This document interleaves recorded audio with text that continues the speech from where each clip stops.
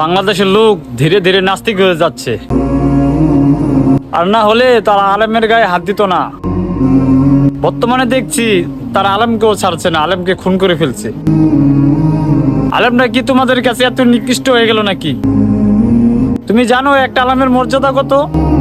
আরে বেটা, আলেম তো আসছে তোর আমার ভালোর জন্য, তুই আর আমি জাহান্নামের পথে হাঁটছি দুনিয়াতে। তারা তোকে আমাকে জান্নাতে নেওয়ার জন্য এসেছে, আর তোরা অমানুষের মতো জানোয়ারের মতো তাকে হত্যা করে ফেললি, তাদের গায়ে হাত দেস।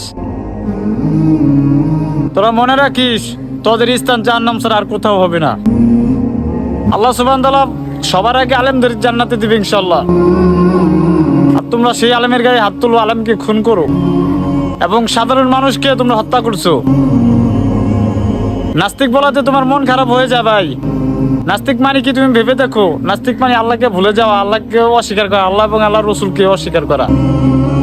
তুমি অবশ্যই ভুলে গেছো আল্লাহ এবং আল্লাহ রসুলকে, আর না হলে তুমি আলেমকে হত্যা করতে না, সাধারণ মানুষকে তুমি হত্যা করতে না। 19 তে 20 হলেই তুমি মানুষকে হত্যা করে ফেলো। তুমি অবশ্যই নাস্তিক হয়ে যাচ্ছ দিনে দিনে।